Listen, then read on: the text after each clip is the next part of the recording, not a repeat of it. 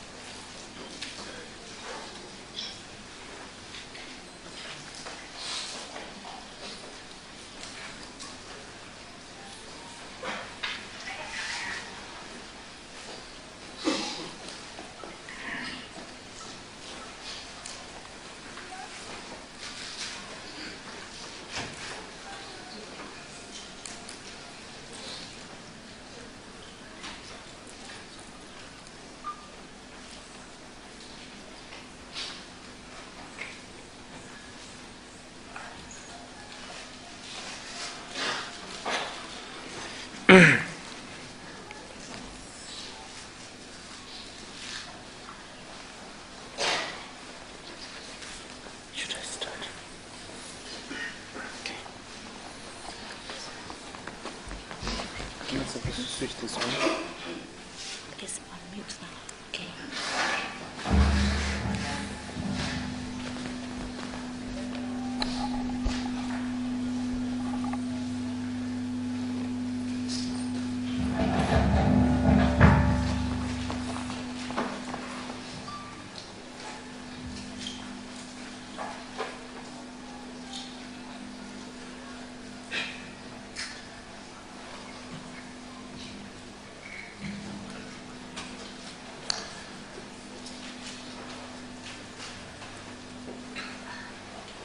I believe that we are going to talk about relationship and love and all those stuff today. And probably I'm not the right person to talk about these things. But on the other hand, I may be the very right person. because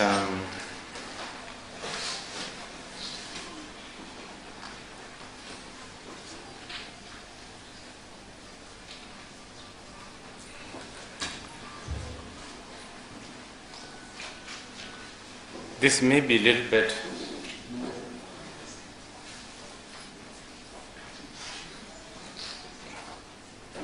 uncomfortable for some of you to hear, but I have many teachers that I have received teachings from. They are, I would say, really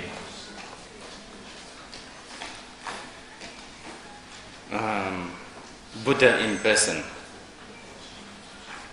Their kindness, compassion, their tolerance. And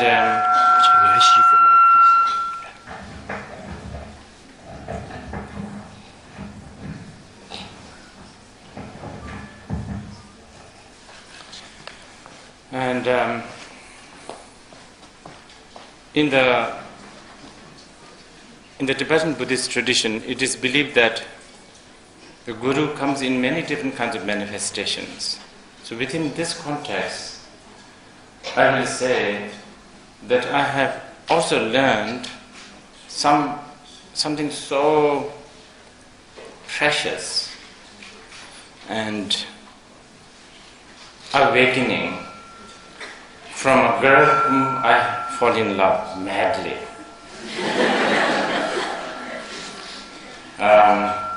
I tried to call her last night, whether I could mention her name, but she's not available. So right now all I could say is that she's Dutch. Very beautiful, free-spirited, and her parents are kind of like bohemian hippie, you know. So this was when I was around early 20s, and with the permission of my main teacher, and I decided to go to London to study.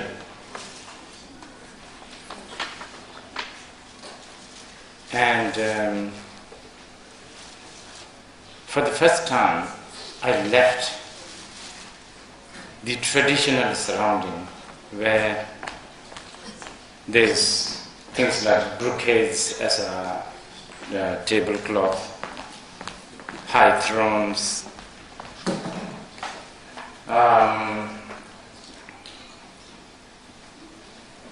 attendants,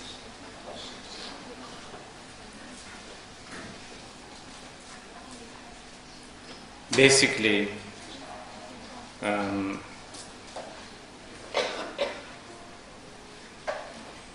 really almost like a godly life in one way. I went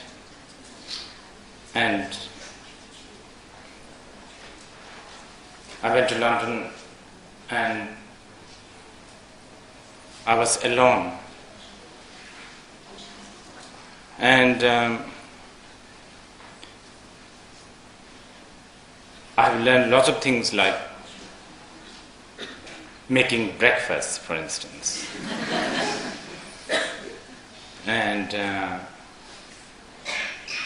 going to supermarket and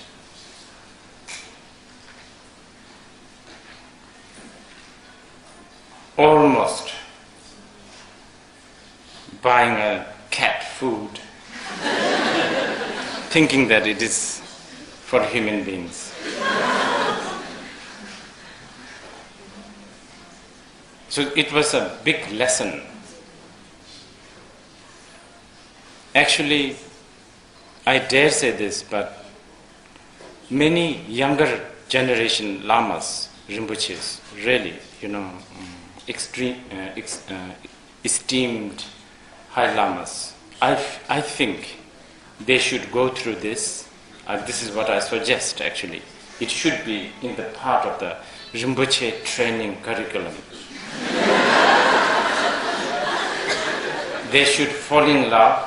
And of course they should make toast and go to a supermarket, so on and so forth. But they should also fall in love.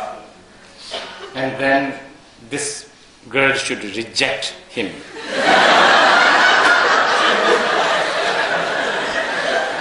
Because then we know what is suffering. Because until then, when we talk about the truth of suffering, we are always talking about things that's written in the books, like death, old age, sickness, all abstract stuff. Most of the lamas don't know what is meant by paying bills. The pressure of living in the modern society. I have learned a lot, but most importantly, this girl taught me a lot.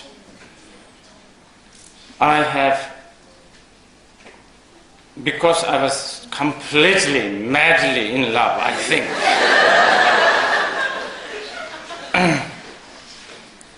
And because she was very free-spirited, really extremely free-spirited, I would say. I think she grew up in a hippie community. So for her, she was amazingly free-spirited. So sometimes we would travel in the subway, and then she would, nudge me and say, "What do you think of that boy?" Like somebody traveling, just ordinary passenger.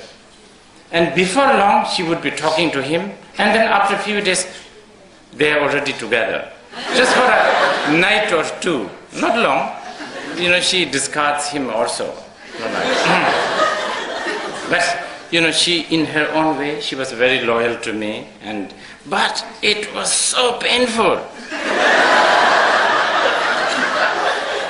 And here, I'm supposedly the Lama who is supposed to teach the free spirit, non-attachment, do whatever you want.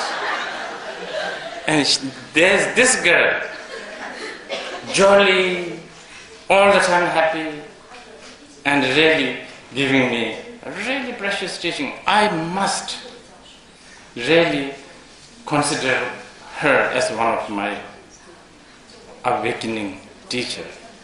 So special, I would say.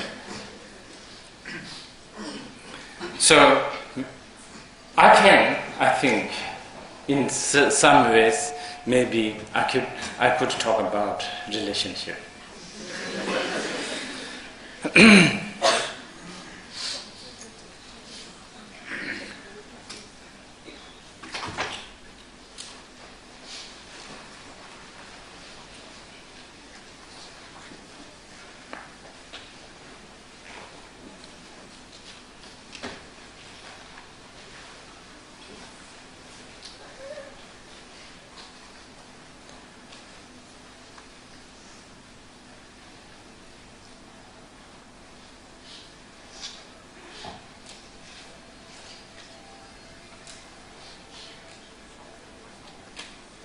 In Buddhism, I'm sure many of you know we talk about love and compassion.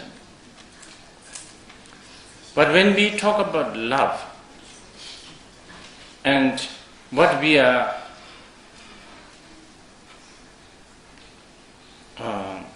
supposed to discuss this time, the love, they are different.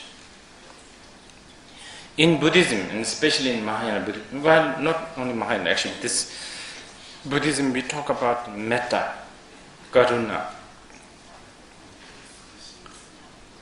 But this kind of love taught in Buddhism is what we call limitless love. Some of you who are familiar with the Buddhist concept of for limitless thought, you will know.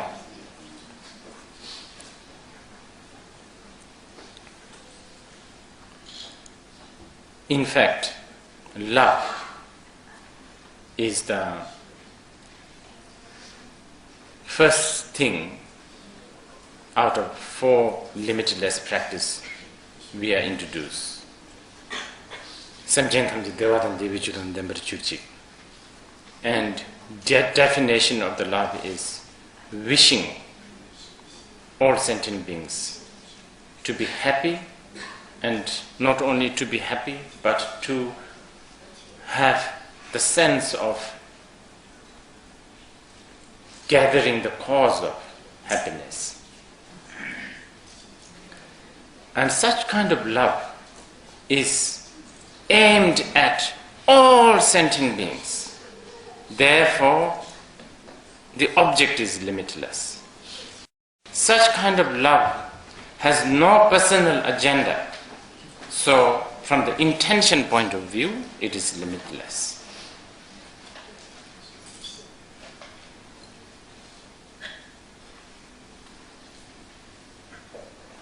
Such kind of love is not only aimed at acquiring happiness in the sense of, mundane happiness, but this kind of love is really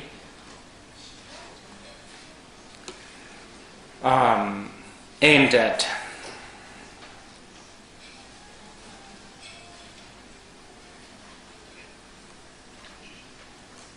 true happiness, which is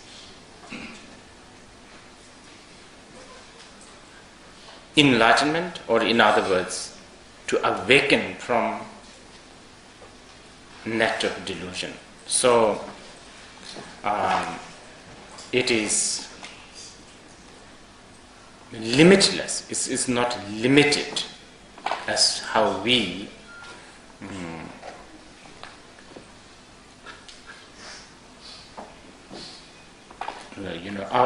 the ordinary concept of love.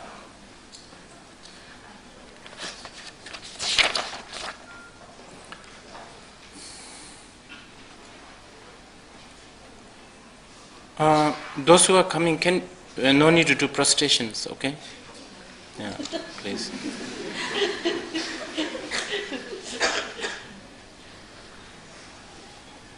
We could have done this in the same place as last night, in front of the holy shrine. And the purpose of moving to post office is so that we can talk some unwholesome stuff.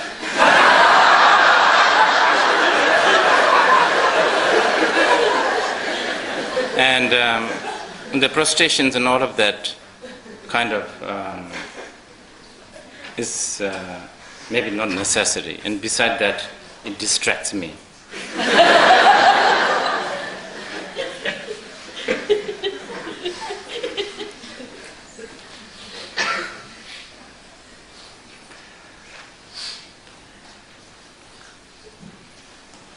So, the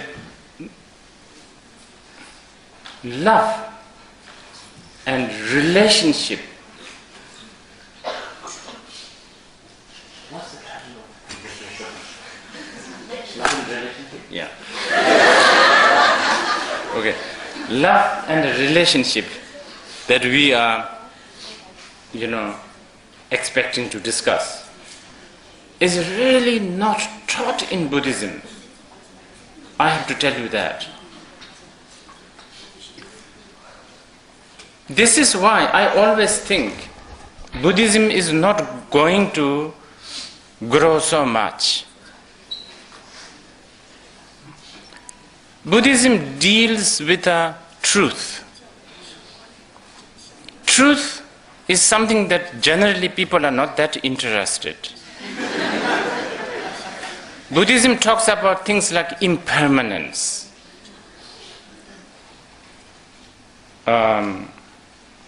illusion.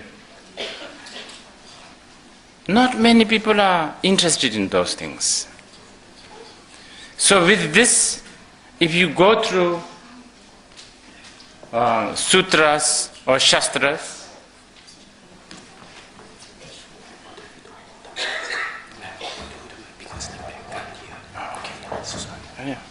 problem?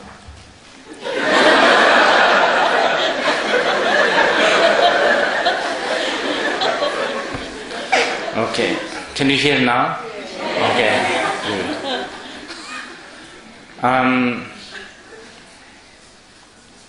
What was it that I was saying? Oh yeah. So, in the sutras and the shastras, there is no mention of marriage ceremony, for instance. This is why Buddhists don't have marriage ceremony, I tell you. This is true. Many traditional Buddhists, like in Korea, in Japan, are becoming Christian now. Because they don't have a good marriage ceremony. It's nice to wear a wedding gown, bouquets and the music and all of those are important, but Buddhists don't have. And I always say this, if I make a Buddhist marriage, which actually I'm trying to kind of gather some ideas of something related to Buddhist marriage. But if I really do it authentically, it's not going to work. It will be something like the couples in front of me and I say, oh well, things are impermanent.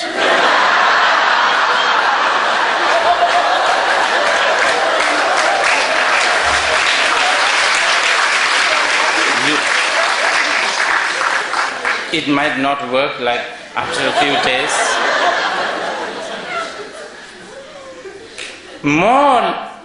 More likely, Buddhists would have a divorce ceremony, actually. So, love and relationship are not taught as it is an institution that you need. But love and a relationship kind of love is of course taught in the Buddhist teachings, but as a problem, not as something that you need to establish. It is sort of the attitude of the Buddhists talking about love and relationship is always, there's a little bit of suspicion, you understand? If you like, some kind of suspicion. But of course, the Buddhists know that people, no matter what, people will still keep on falling in love, people will still get married, people will still strive for relationship. So, one could give some advice on how to have a proper love and relationship, and I guess there is a question regarding the sex. So one could kind of, relate it to some of the Buddhist wisdom. We could discuss these things here and there, and this is what we will attempt to discuss today. And then I went through the questions. There are many questions. I don't know whether we could finish all of them, but we will try and see.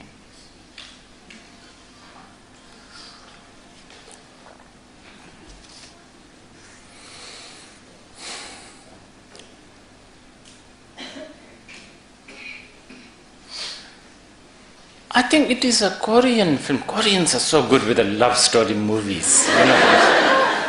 They're really good. I think it's a Korean film. I don't remember the name of the film or the director. It's quite a good film I saw a long time ago. It's about two maids. Well, a servant and a maid. A servant from one family and another, a maid from another household. And they both serve very affluent, rich family. They do all the household chores. And these two are madly in love. And because they're poor. But what they decided to do is the both family, they're kind of like yuppies, so they have no time staying at home. So many times both families, they're overseas or not at all at home anyway. So the real human being who actually stays in the house happens to be the maid and the servant. From both the different house though. It's such a good film. And then they use the house of their boss, which is maybe not the right thing to do, but there's flowers, there's big beds, this like champagne, wine glasses, or candlelight dinner, all of that.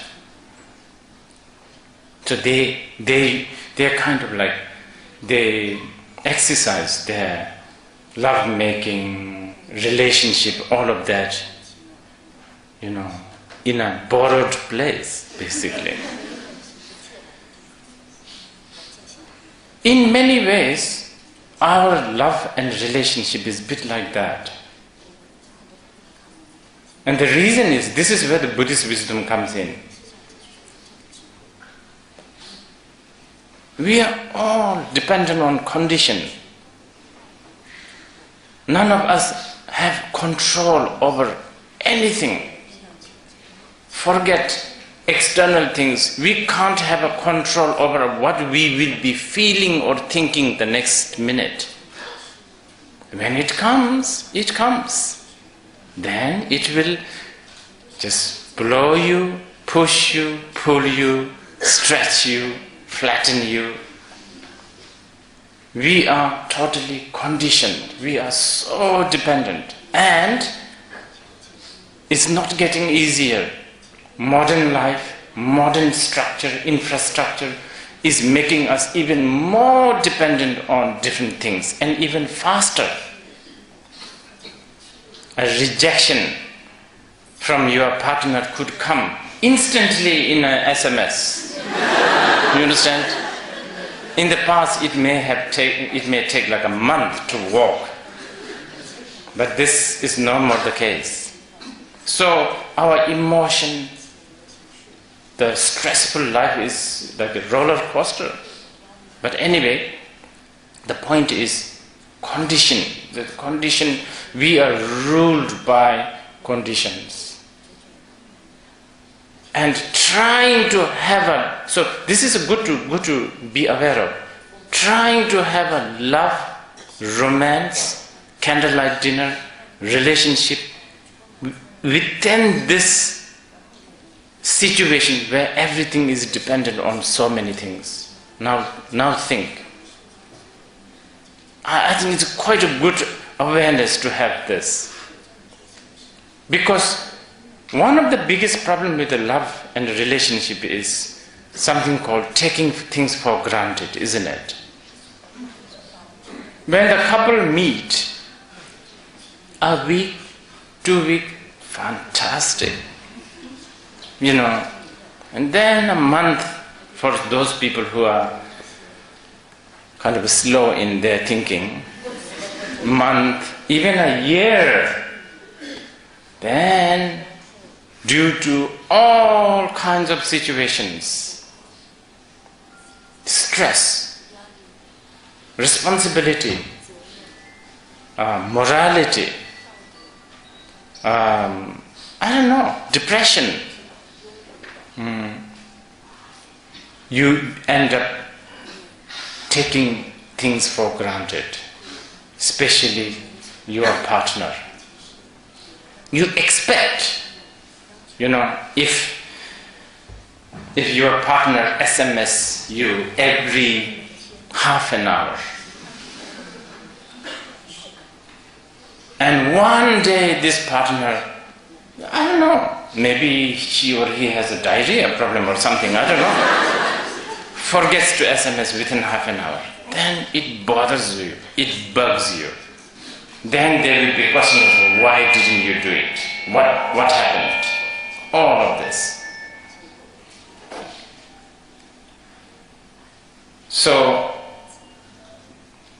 think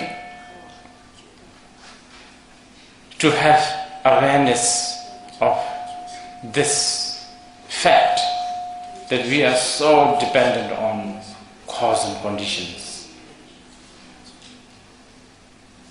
everything, that awareness might create a space and a boundary.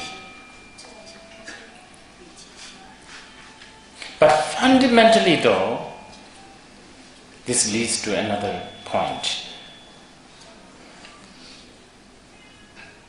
Love and the intention of having a relationship is very much based on insecurity.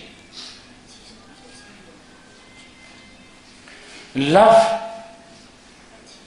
becomes a complete love when you feel you are satisfied with this notion of being loved by the other side. And I write sometimes film, so there's a different genre that you can write, like comedy, thriller, whatever. Romance. This is something very interesting. If you want to write a romantic film, the core sort of it has to work, right? The romantic film has to work. So what works a romantic story is it has to have a failure. It has to be, it has to have that, the love should not work. Only then the love works. This is interesting. If you look at all the great romantic stories like Romeo and Juliet, the only reason why we loved it, it was a tragedy. So the love has this tragic.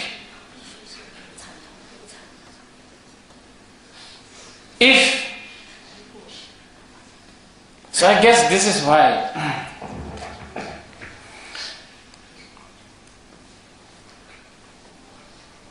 maybe I shouldn't say this. Let me think about it. I still have to go and do my things. I don't want to be fired from my job. So I have to. There's a limit of what I say too.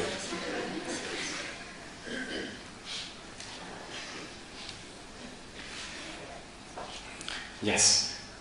Insecurity. That is like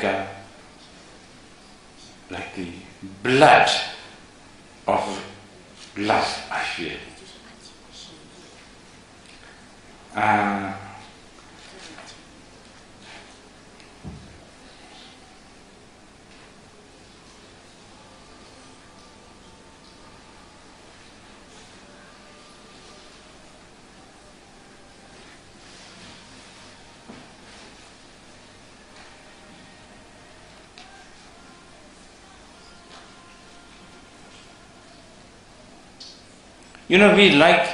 We love our pet dog, dogs.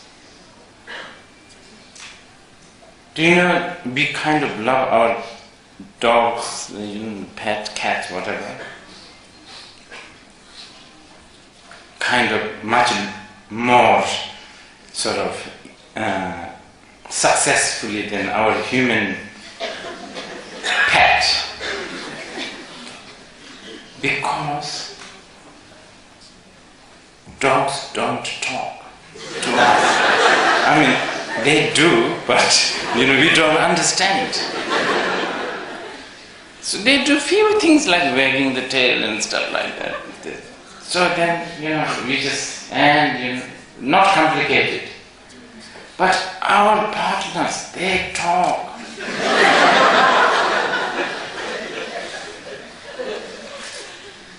And then, of course, you listen and you hear, or you don't listen and you don't hear. This is a big one. Communication. I was just telling to some of my friends, there is no such thing as communication. This is actually said by one of the great Nyingma master called Jigme Lingpa.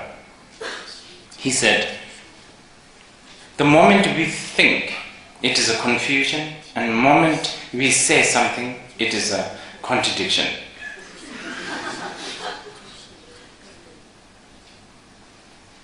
There is no such thing as communication. There's only two things. There is a successful miscommunication and unsuccessful miscommunication. And when you have unsuccessful miscommunication, you are having a good time. When the misunderstanding is not working, only then you are having a good time. Of course, when the real miscommunication is happening, of course you are. Communication between two partners is so difficult. What they are assuming, what the partner is assuming or expecting or afraid of, we don't know. We can sort of guess based on some of the things that happened in the past.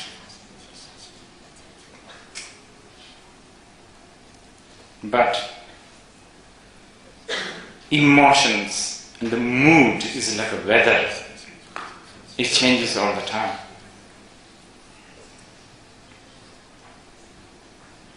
Due to all kinds of things. Hormone, too much sugar in the tea, I don't know. It's endless cause and conditions, as we talked earlier, because we are so dependent on conditions. We are ruled by conditions. So we will come back to the communication a little bit later, but first, if we have problem with the communication, how do we share things? This is a big one. You know, everything about relationship is sharing. Now let me be a little bit here. Let me bring some of the Buddhist wisdom or Buddhist understanding of sharing.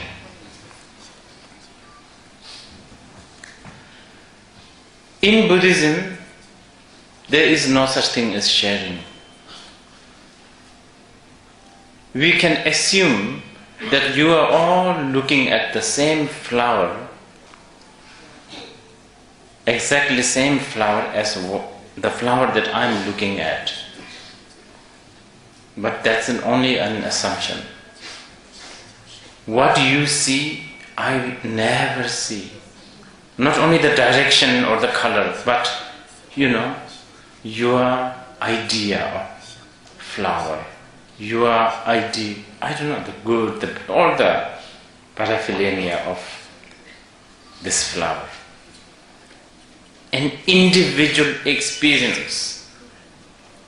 You can try your best describing this to somebody, and this person, your partner, assume that he or she is looking at the same thing. This is very emphasized in Buddhism. If you read a classic Buddhist text, like the sutras, it all begins with, "Thus have I heard. Once Buddha was here, there, like that. Thus have I heard." It's a very important statement, because Ananda is saying, I don't know what he taught, but this is what I have heard.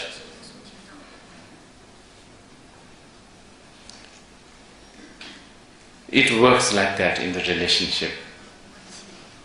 when two couples in love, they may think that they are sharing this exquisite, blissful moment, but both sides are hearing, experiencing, seeing their own version of bliss or pain or whatever. Now, of course, we are now going quite deep into the Buddhist psychology, but the reason why I wanted to say this is the communication, because in relationship, communication happens to be a very important factor, right? So that, this is why, I think this is why the relationship shrinks can help you, because at least to the certain extent, not entirely, because there is a successful misunderstanding happening between the two partners, you then hire another person who hopefully will hear things and misunderstand unsuccessfully. And then this shrink, psychologist or this therapist would then give his or her own opinion. And many times it doesn't work, but such is the human sort of attitude that we have this habit of fixing things. We like to fix things. We like to mend things. It's kind of like updating your software. Like it's the fun kind of fixing. Of course, it is a pain, but it is also fun. Okay, let's download the latest version, and that's how we end our life, by downloading the new thinking.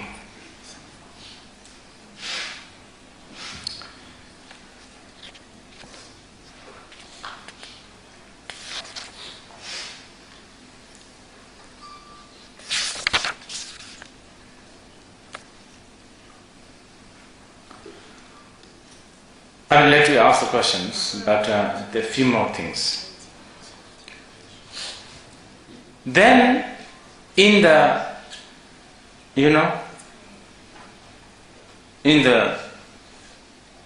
drama of a relationship, there's one very powerful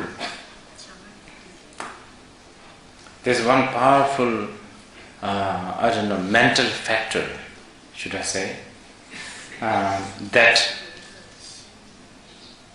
disrupts our relationship. And do you know what that is? It is the burden of having to be nice. This is a burden. This burden.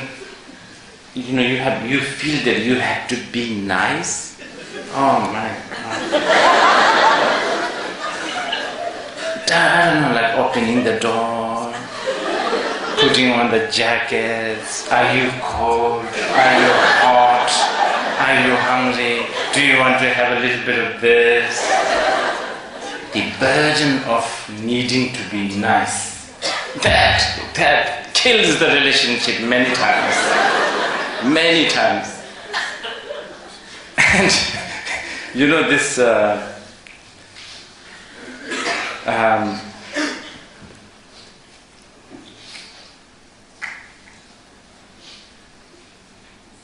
and you try to be nice. You try to be nice to this person, like, opening the door, I don't know, all of that. Lifting the if you are men, then after you pee, before you pee, you lift it up, right? If you are men, after you do the bigger business, you put it down, things like that. All those small details.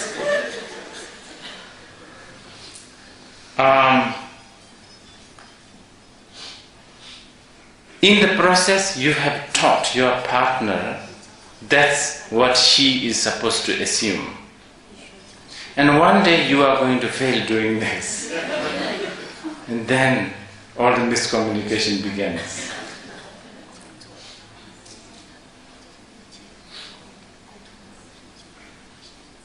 But insecurity is still not going to let go. Shall I tell you one of the biggest symbol of insecurity that we have? Ring. Exchanging the ring. And then human beings could be so ridiculous. Then go to a court, sign it. We are married. These are basically insecurity talking, insecurity expressing. Actually, the whole term marriage, I think, should be changed now. I think the marriage is outdated. It's like last century's term, actually. Now I think you should really call it company. It's for economical reasons, right? And produce maybe children. I think you will have a lesser expectation and probably nicer relationship because you have a less expectation. It's a company. And the husband and the wife are shareholder of this company, and therefore you can have proper meetings and disagreements and agreements and all that. But anyway, these are signs of insecurity. What time is it? Okay, we take a break. Like 10 minutes break. 10, 15 minutes.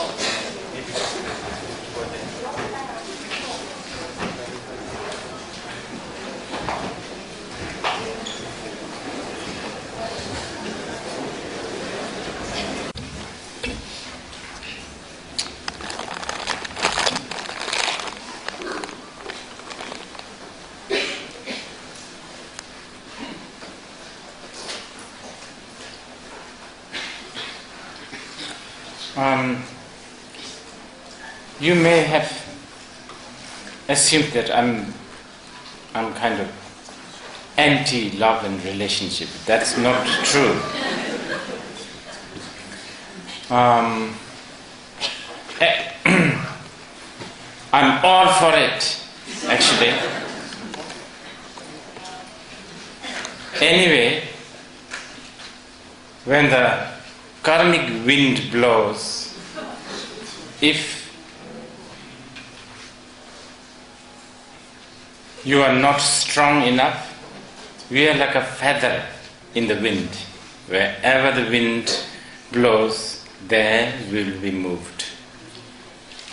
Many of you, I'm sure you think you are in control, that's it, now I'm past middle age, chances of me becoming playing this stupid game of relationship and love is over. This is what you may think, but we don't know. Karmic wind from the least expected place, such as Bolivia or, Rwanda, the karmic wind might blow towards you, and then next you might find yourself madly, truly, deeply, head over heel in love with a Rwandan, Bolivian, Chilean, something that, you least expect. This can happen, we don't know. So, same with me, really. In my tradition, the lineage that I belong, not really lineage, but in the sort of the custom, I could get married. So,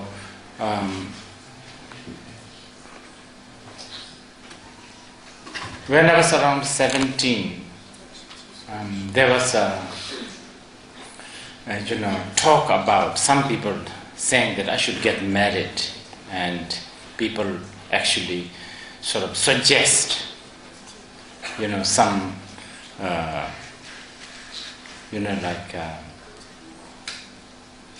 suggestions of bride, basically.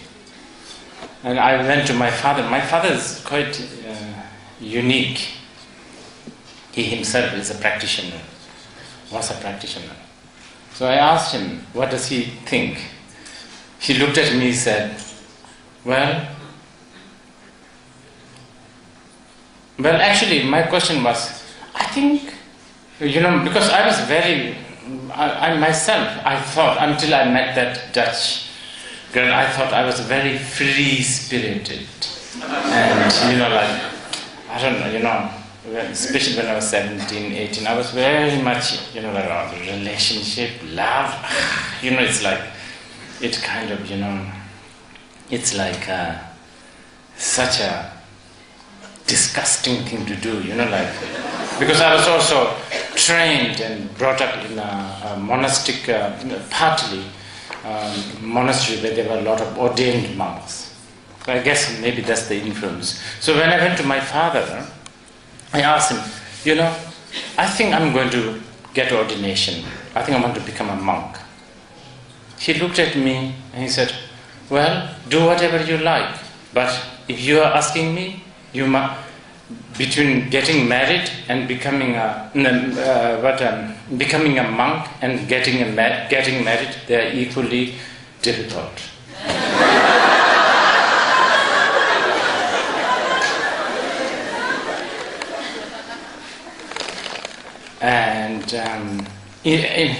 And he said he said a lot of things. He said, well, at least in the married situation, you will be less hypocritical. And that was good. That was very good advice, I think. So I'm not being anti-relationship here, but many times what we are lacking, everything we do is the, being objective, basically. So we get caught up, we get entangled with a certain value. And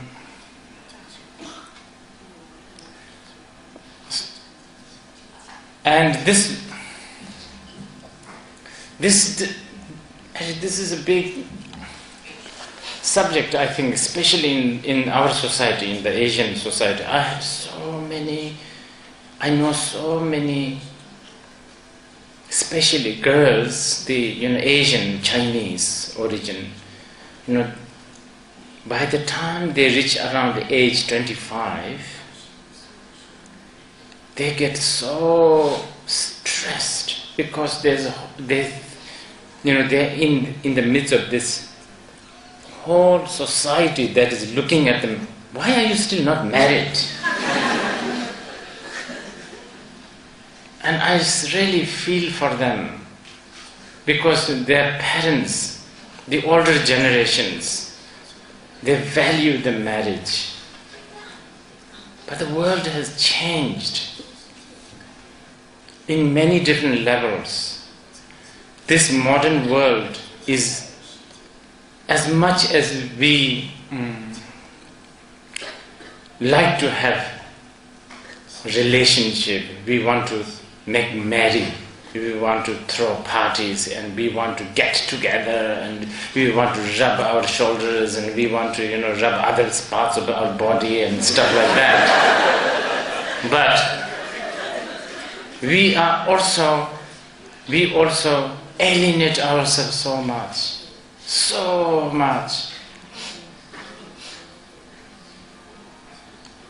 Really, it's happening, like in every level.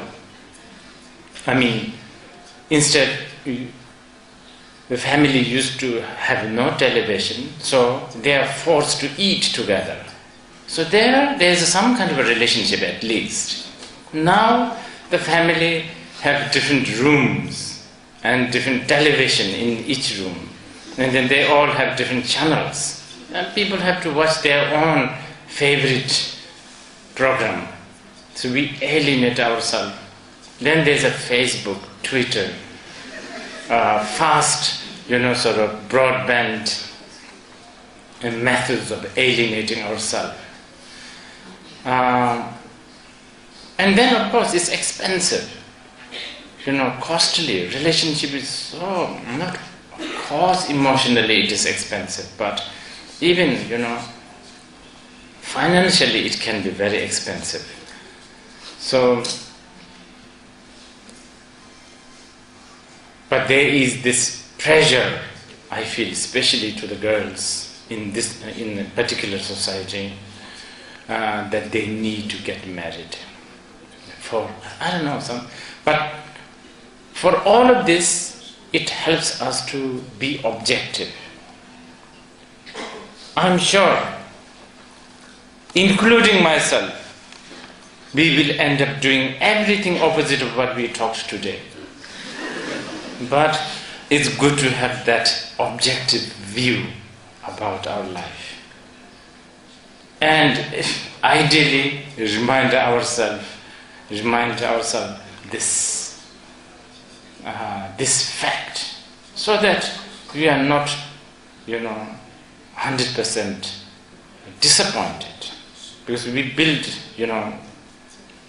I remember giving this example. Our life is like trying to put 3 strawberries on the top of each other. You put 1 strawberry on the top of one, and then you try to put another one. And it doesn't work, because they're slippery and they're oddly shaped. But the problem is, the second one kind of set on the first one. Strawberry. The problem is the second one set on the momentarily, and that gave us some hope. It may work. But life, in general, it never works.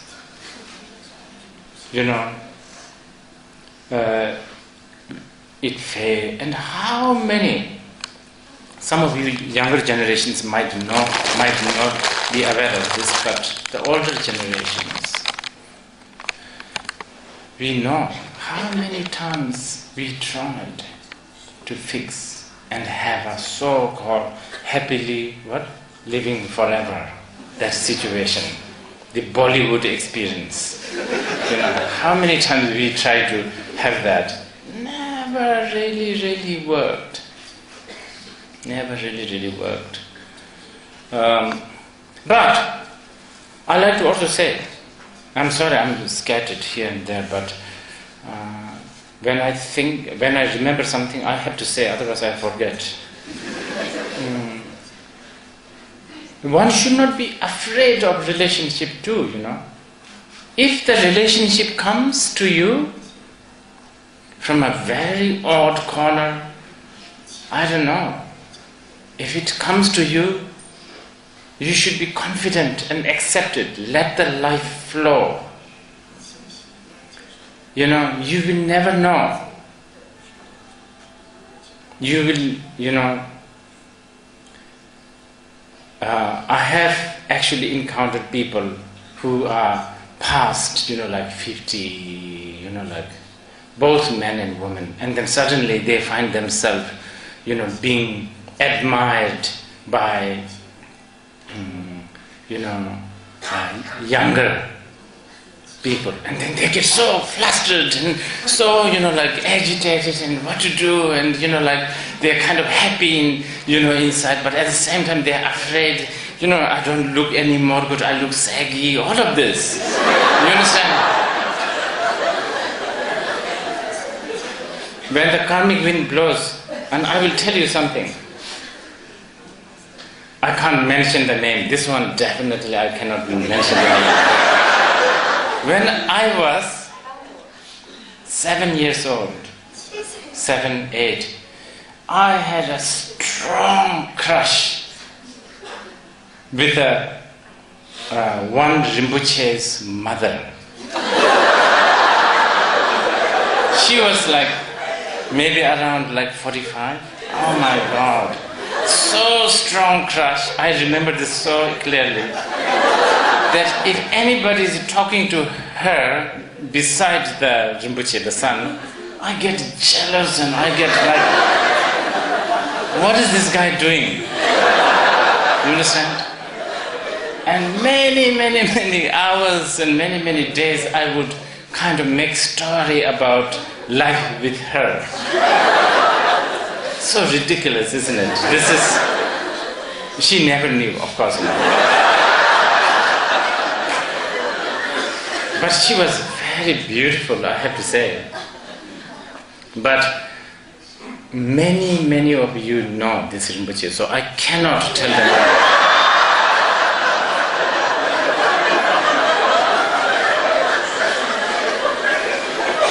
Then I will be really jobless.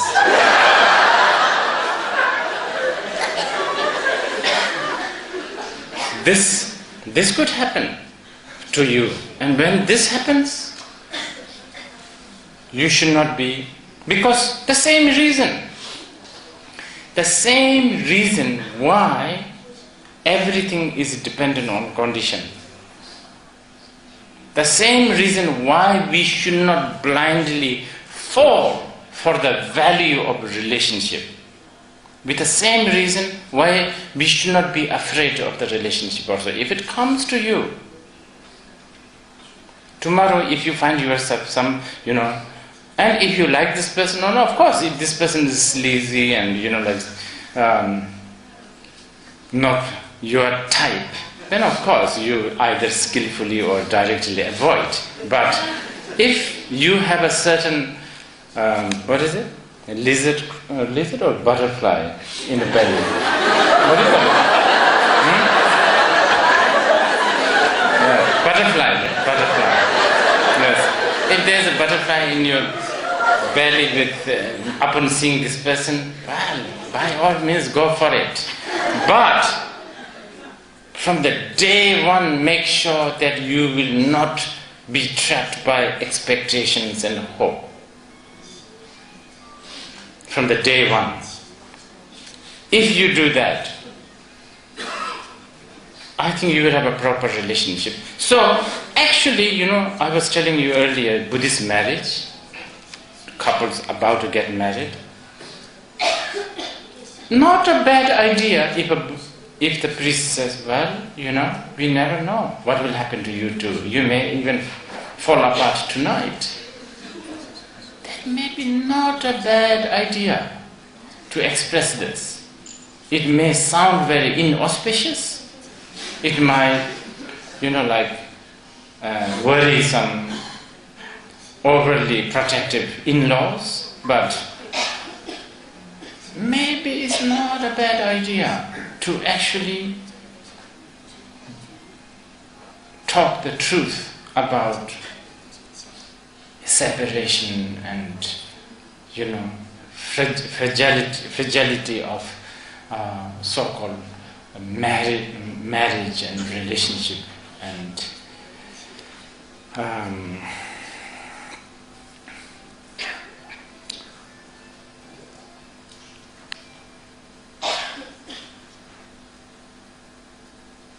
anyway, something more practical now. I think maybe we talked too much about all this, but something more practical. So, let's say you already have a boyfriend or a girlfriend or a wife or a husband. You are stuck, basically. Let's say you already have one. Now what do we do? Now after we discuss this, should we go ahead or should we all become monks? Remember, I've given you the example. That, I would say, if you already have a partner, I think it's important to remember in Buddhism, the whole idea, especially in Mahayana Buddhism,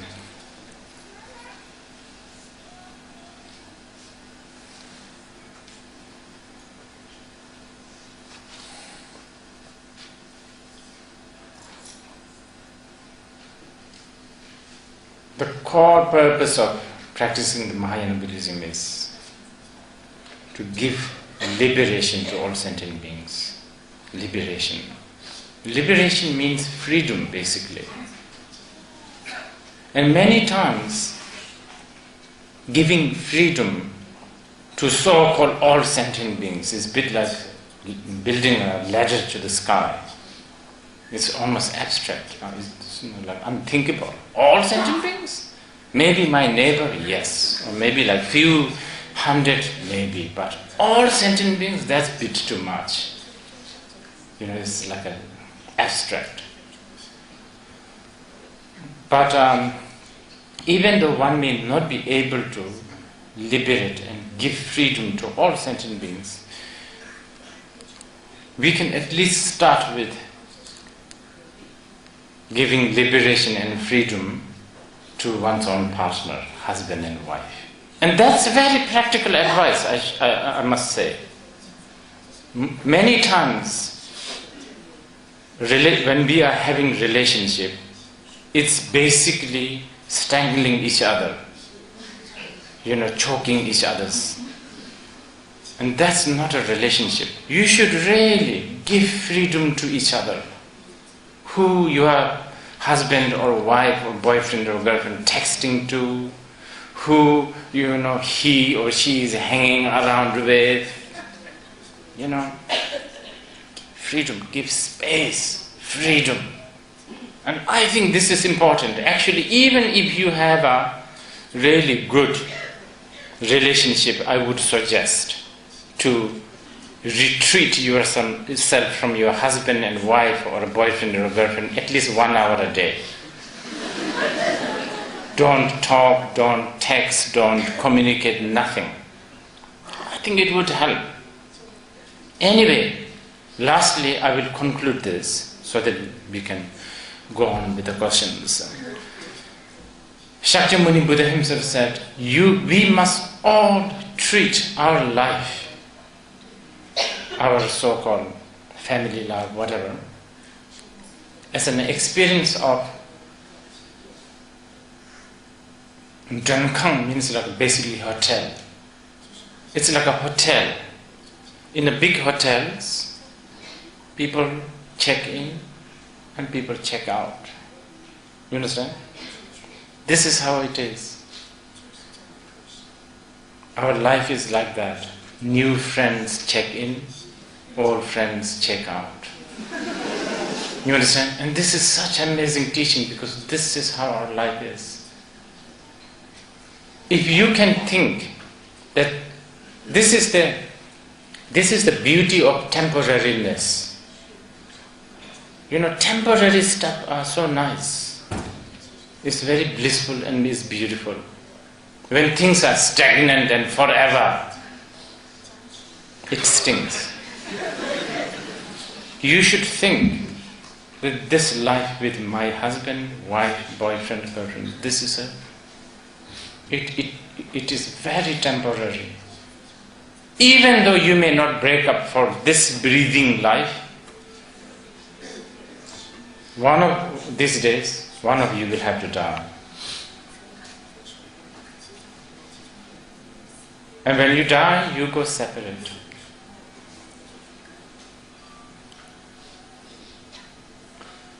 After you die, probably for 3 days, you may remember your wife and husband's name.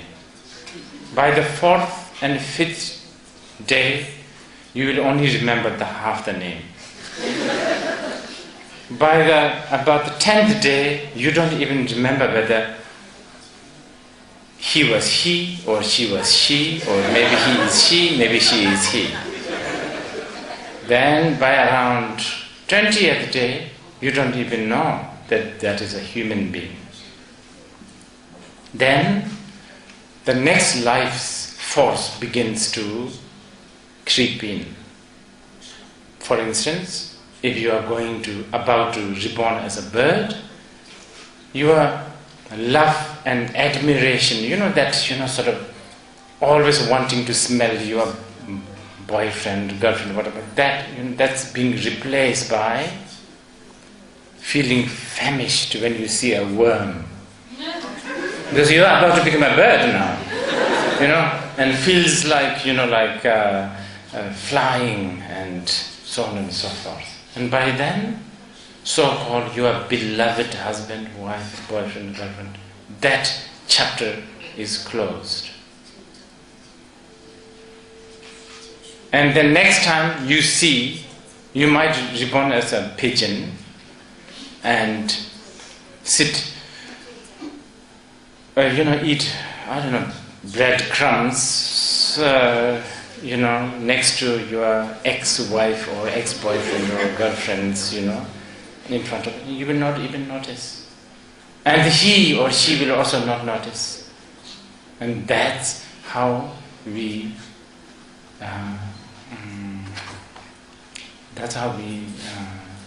sort of play. The samsaric games is this, It will be amazing if we can actually go somewhere up there and look down at every life that we had in previous lives. In fact, this is what arhats, they can do that. They go up and they look.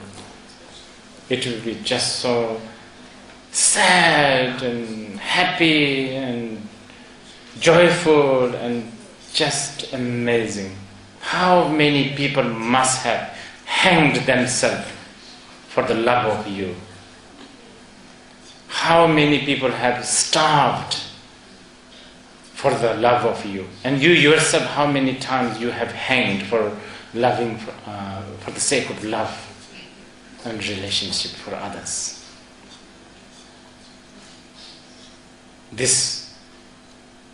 So, remembering the temporariness. And this is not only for the relationship, everything. This cup of coffee could be my last. This book that I'm holding could be the last book that I'm holding. And if you can have that kind of mindfulness, then you begin to really enjoy and love. Really, wow, what a good book. Because otherwise, we are always thinking about the next thing. Planning to live forever, basically. Anyway,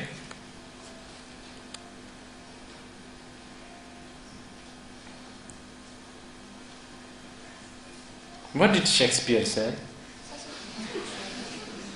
Parting is what? Yes, I think he's right. Sweet sorrow is basically love and relationship.